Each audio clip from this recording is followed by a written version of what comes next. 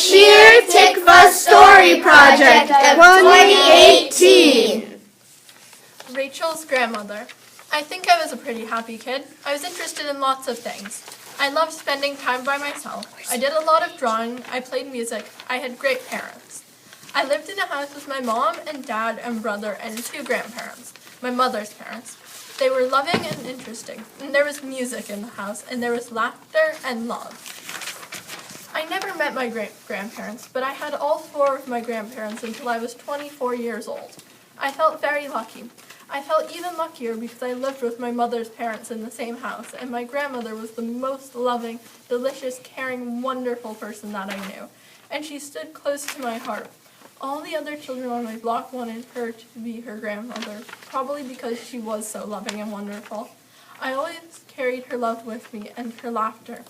She used to laugh at herself a lot, and I felt very gifted. It was a gift to grow up in the same house as her, and she continued to live in my house. Ben Saba. How did I meet Grandma? Well, New York City is a very big place. Right across from where we lived were a bunch of high-rise apartments, and they were 6-story apartments. There must have been 10,000 people living there. New York was just staggering in terms of its numbers of people.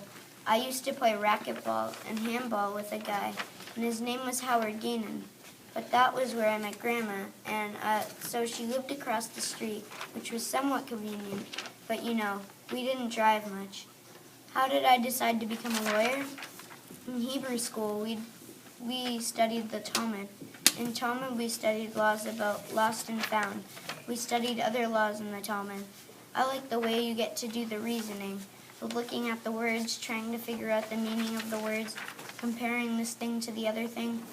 I wasn't going to be a doctor. I wanted to study to be an accountant.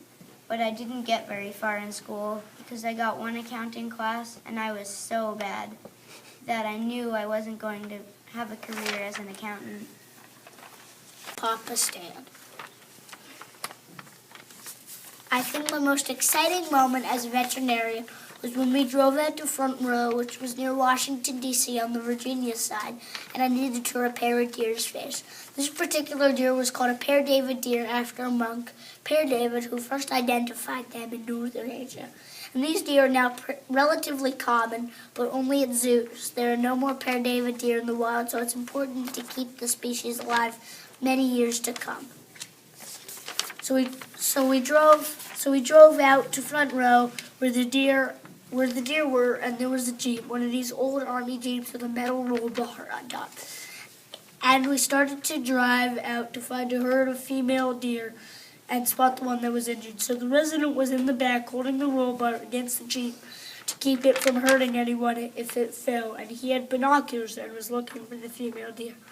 So when they said, "There it is," all of a sudden the driver pressed on the pedal and we went zooming across these fields, which were fields with rocks and ruts and gutters, and the Jeep was bouncing all over the place. I thought it was going to fall out of the Jeep. It was moving so fast.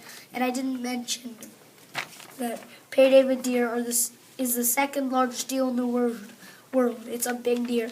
Females show no antlers, but big deer, and I'm fixing it up, doing this perfect plastic surgery. And Mitch told me, the veterinarian told me, that 6 months later she was pregnant and had a baby. Well, a little after that she had a baby.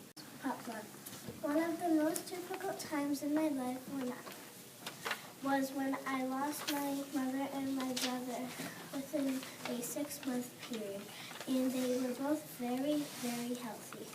My brother was 7 years older than me, and he was 24 and I was 17, a senior in high school. Violet's Grammy. Someone who was really kind to me, my mother's mother, my grandmother that we call Nana. She was always very caring and she did some really special things for her grandchildren. She crocheted a beautiful tablecloth that took her a long time to make. I still have it and should put it out in the holidays. It's quite a keepsake. It has a beautiful circular pattern on it. I walked to her house 2 blocks away. I felt very close to her. I remember one time I was annoyed with my mother and I ran away to my grandmother's house, which wasn't very far away. She would sit me down and made tea for me because I was British. Tea and cookies and stuff like that. She was always a very caring person. Tegan's Aunt Heather. I'm really passionate about helping other people in a time of need, so I'm passionate about that. The most important lessons I've learned from my husband, amazing. I've learned that there's greater things in this world. There really is just something greater. There is love, but there are also partnership. How did I find my way to my current job? Well, I really love to shop, and I really love Louis Vuitton, but it's very expensive, and I really wanted to provide an environment where everybody could afford high fashion. And so I figured out how to buy and resell at a very minimal profit margin, but with really high volume. So everyone wins and everyone ends up with high fashion at a lower cost. I do not believe that your job defines who you are, and I think that my calling in this life is to empower other people, and I think that shopping is just fun. Jack's mom. So my parents' names are Rachel and Joseph. My favorite memory is that we used to go to the country for the summer. I also remember when my dad took me to my first baseball game when I was 8. We saw the Dodgers versus the Phillies. I learned a little Yiddish from my mom and grandma. My grandma spoke it as a child. She was from Lithuania. My favorite holiday growing up was Hanukkah. I liked the potato pancakes and the jelly donuts. Nara's Emma. What are some of my favorite food memories from childhood? Oh, I was really interested in food, but I thought milk products were really nice. So I would drink milk every day, and I would have skyr. You know skyr. It's yogurt. But that was not the sweet stuff you have here. It was not sweet. It was pretty sour and thick, and you poured milk on it too, and you added a teaspoon of sugar, and I thought that was really yummy. But otherwise, I wasn't really interested in food. My dad and Michael. My favorite memory of them is swimming in my pool with them. As a kid, my happiest memory with my mom was baking, especially before the holidays. So this is Hannah's uncle. A person who has been kind to me in my life? Okay, so the first one would be Bob Nancy, who is a friend of mine I've known since we were 2 years old, and we're still best friends today, 50 years later. And still, we tell a lot of people that we still like each other that much. And he has always been very good to me, and I do the same to him, but he's always looked out for me, even though I'm older than him by 3 months. Because he was the youngest in his family and I was in the oldest family in my family, and we were like brothers. We still are today. I don't know, he's always been there for me, and he's always been good to me and to her family, not just me, but the whole family. The person who made the most impact on my life was a man called Uncle Leo. He was like family. He was always with us, and he and his wife, Riza, came from Vienna, Austria, and came through New York to North Carolina to get away from Adolf Hitler, who was in power during World War II.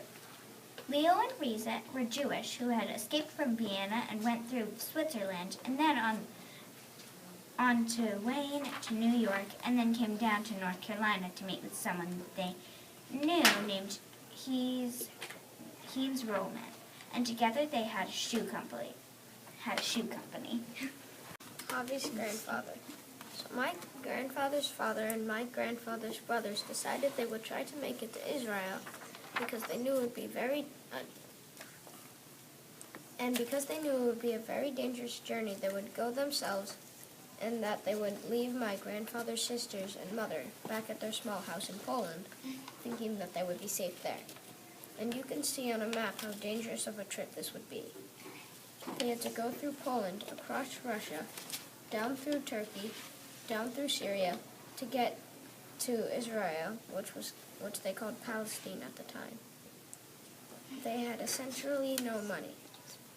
They would hitchhike, and if they saw a train going in the right direction, they would wait until no one could see them and run and try and jump onto the train, and they did that as much as they could. They would sleep in barns to not be discovered, and eventually they did make it all the way to Palestine.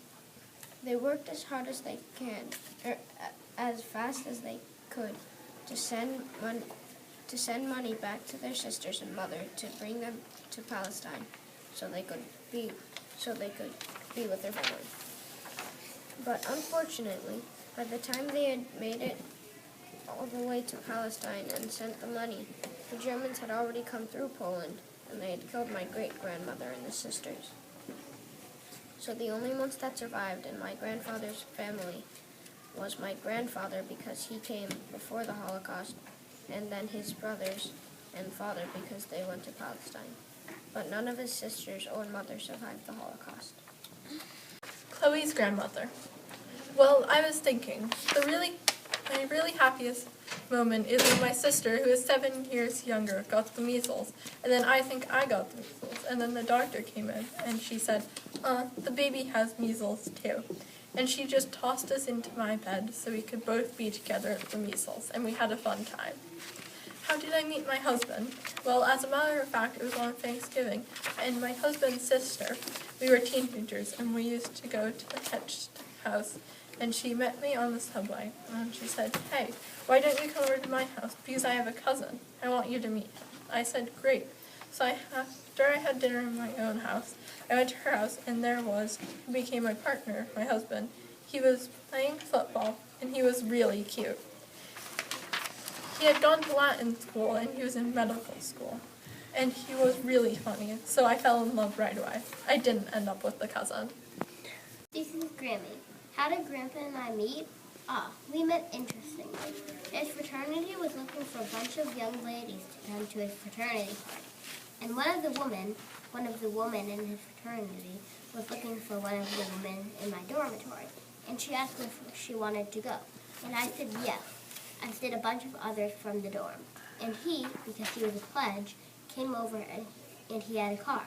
He came over to pick us up. And one of my classmates, one of my old dorm mates, came down the stairs and gave him her coat. He ignored it because I was coming down the stairs right after, and he put my coat on me. And that's how we met. Chloe's grandmother. Well, I'm going to tell you the story of your great-grandmother. She was the youngest of 7 children, and not only was she the youngest, she was the only daughter. She had 6 older brothers, so you can only begin to imagine Chloe. When she arrived to the surprise and pleasure of her mother and father, she was the pet of her family. But at the same time, being the only daughter, she had a lot of work to do. She helped her mother enormously in the house, and she told me lots of stories about how when the Sabbath came, she had to polish everything and make everything ready for the Sabbath. But at the same time, her brothers were very forgiving and helpful to her. They used to take her to baseball games.